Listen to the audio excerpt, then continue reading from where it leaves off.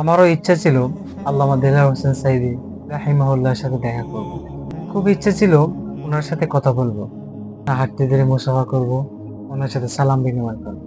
কিন্তু এটা হলো না। কিন্তু একদিন দেখা হয়েছিল। তবে এই দেখাটা ছিল এক পক্ষের দেখা। দিনটা হচ্ছে 14 আগস্ট 2023 সোমবার। সেই দিন আল্লামা দেলোয়ার হোসেন সাইদি রাহিমাহুল্লাহকে যখন গাজীপুর সদর হাসপাতালে নিয়ে আসা হলো, তখন থেকে অন্তরটা কেমন জানি ব্যথিত লাগছিল। পরে আবার ঢাকায় নিয়ে যাওয়া হলো সন্ধ্যাবেলায়, এশার নামাজের একটু আগে। তখন মোবাইলের মধ্যে একটা নোটিফিকেশন আসলো, সেটার মধ্যে একটু লেখা বসলো, এরকম দেখলাম যে কোরআনের পাখি আমাদের মাঝে আর নেই। তখন আমি বেশি একটা লক্ষ্য করলাম না, ভাবলাম হয়তো বা অন্য কেউ হতে পারে। তিনাকে এত সুস্থ দেখলাম, এত সুন্দরভাবে হাসি দিচ্ছেন, মানুষকে সালাম বিনিময় করছেন। তিনি তো আমাদের মাঝ থেকে এত সহজে যাওয়ার কথা না। আল্লাহর পরীক্ষা।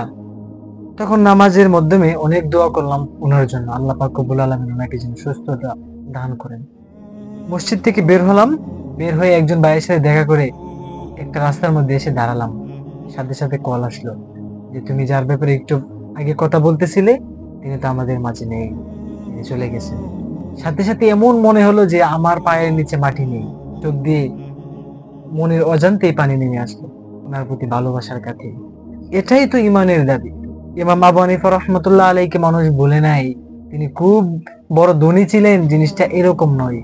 তিনার এক সময় টাকা পয়সা ছিল, কিন্তু তিনি যে ওই সময়ের সবচেয়ে বেশি বড় ধনী ছিলেন, জিনিসটা এমন নয়।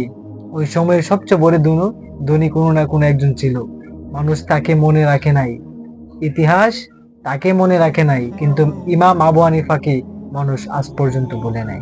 তো হযরত আদম আলাইহিসসালাম থেকে শুরু করে সকল মুমিনকে মানুষ আল্লাহর জন্য মনে রেখেছে।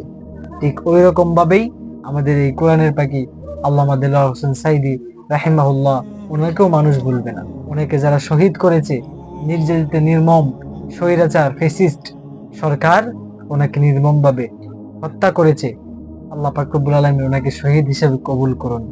আল্লাহ পাক রব্বুল আলামিন তাদেরকে ছেড়ে দিবেন না। ইন্না বাতশা রাব্বিকা লাশাদীদ। আল্লাহ যখন কাউকে ধরে, আল্লাহর দ্বারা বড় পাকড়াও।